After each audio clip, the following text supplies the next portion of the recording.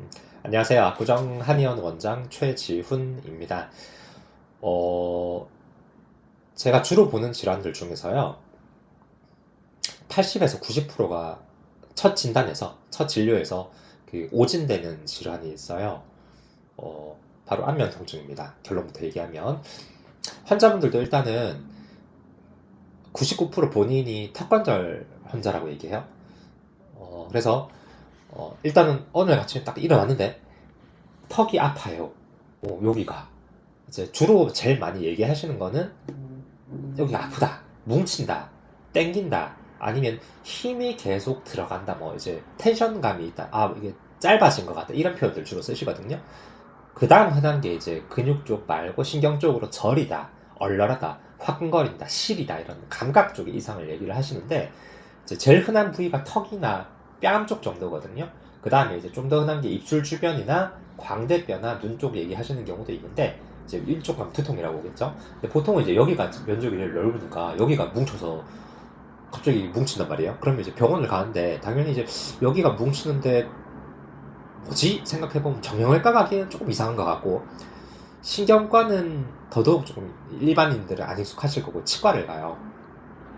그래서 여기 보시면은 요거는 이제 뭐냐면, 그 제가 제미나이한테 그 턱 관련해서 딥 리서치 시킨 건데, 그 통계랑 여러 가지 통계 이용해서 이제 보고서를 만들어 주더라고요. 그거를 이제 노트북에 LM 이용해서 이제 이렇게 표로 만든 건데, 그렇게 일단 턱이 땡기고 뻐근하고 아프면 환자의 99%는 치과를 먼저 가요. 그러니까 환자분들은 이게 딴 거라고 생각을 못 하죠.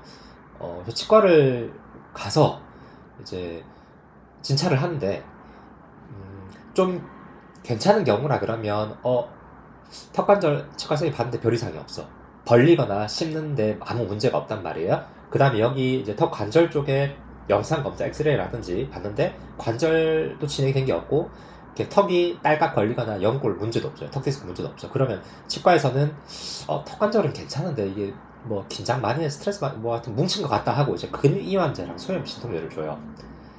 요까지는 해피엔딩이야, 차라리. 왜냐하면 약을 먹었는데 별로 효과가 없거든요. 근데 이제 그게 큰 돈 쓴 것도 아니고 약의 부작용이 큰 것도 아니고 되돌리기 어려운 치료를 한 것도 아니기 때문에 요 정도는 괜찮아요. 근데 이제 어, 턱 관절에 약간 이상이 있었어. 예전부터 사실 조금 턱이 딸깍거리는 게 있었는데 어느 아침에 턱이 땡기는 거예요. 사실 두 개 다른 질환인데, 병원 가서 턱이 땡겨요 하고 병원 갔는데, 뭉쳐요 하고 병원 갔는데 턱 관절이 약간 문제가 있어요. 그럼 이제 병원에서 턱 관절에 문제가 있네요, 물리치료를 하고, 텐스 같은 거 보통 많이 합니다. 전기치료하고, 이제 그래도 불편하거든요. 이게 그렇게 나는 병은 아니라서. 그러면 이제 스플린트를 보내요. 입에 묻는 거. 요거까지 하면 돈 100만 원 깨집니다. 근데 이것도 괜찮아요. 돈과 시간을 내가 썼지만 큰 피해가 있는 건 아니란 말이에요. 내가 밤마다 이제 스플린트 물고 자는데 효과는 별로 없어요. 안면 통증도 다른 거니까, 턱관절이랑 턱관절 치료인 거니까 그거는.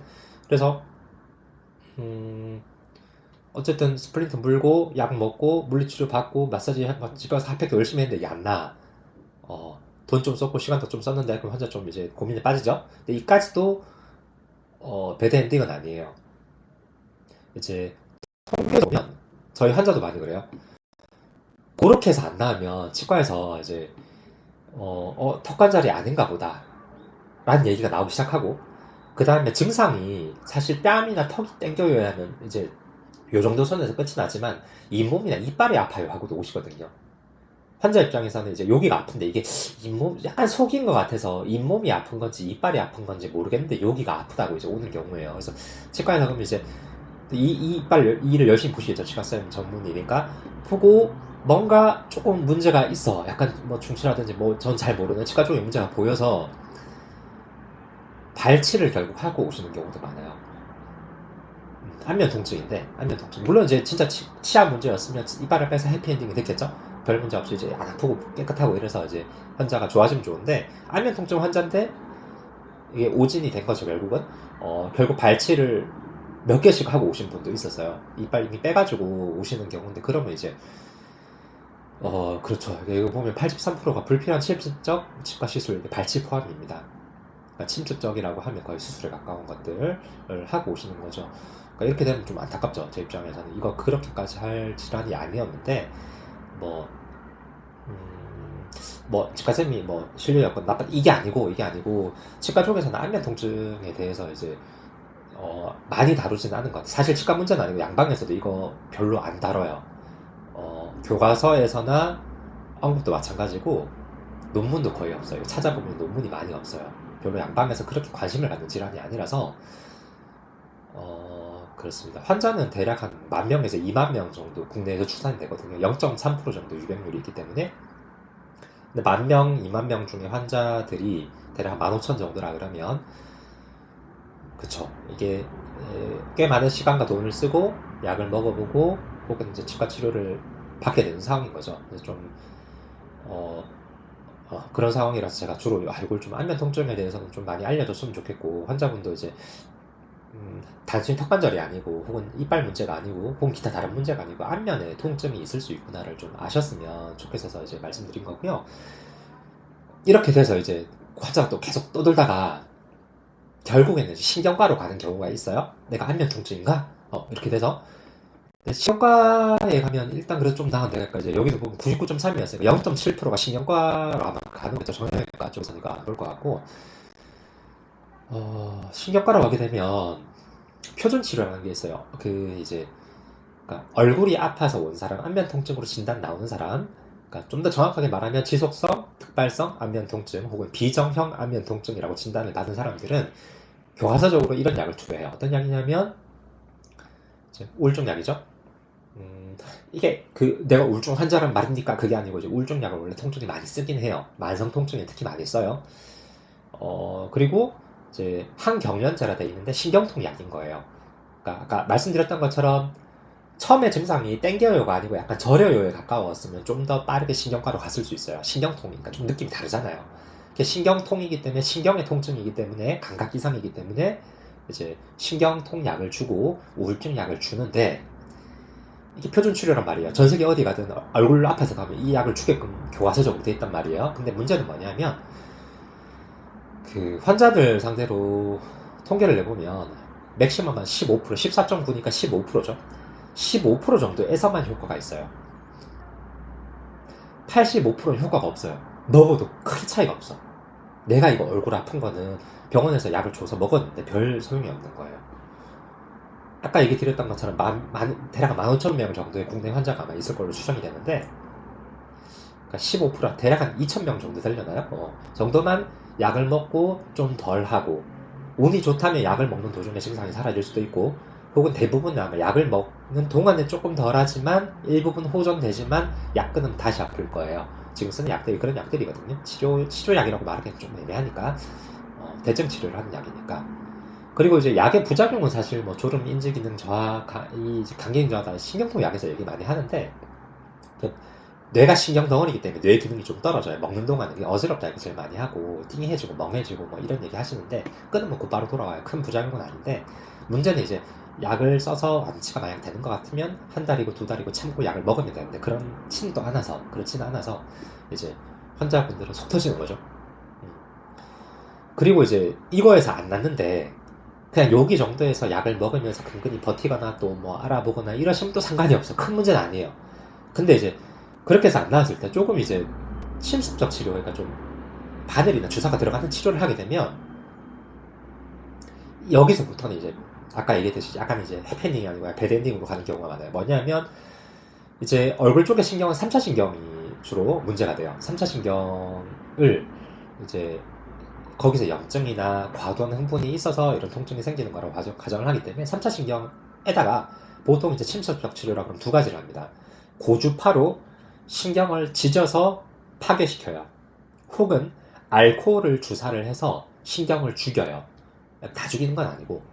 근데 그 치료의 결과는 이래요.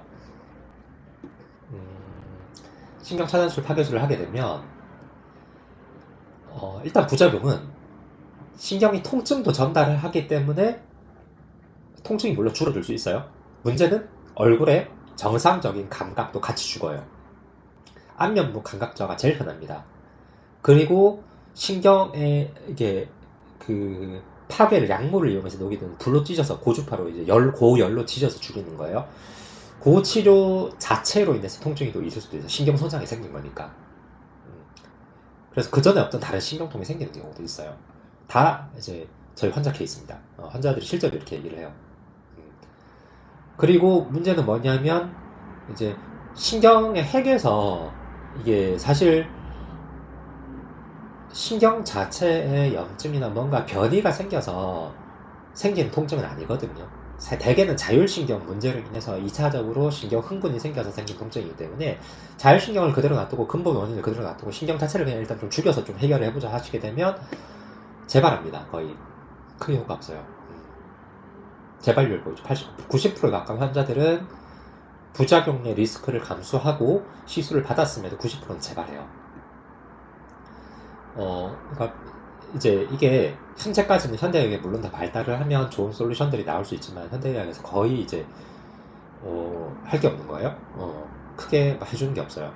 그리고 아까 얘기를 드렸지만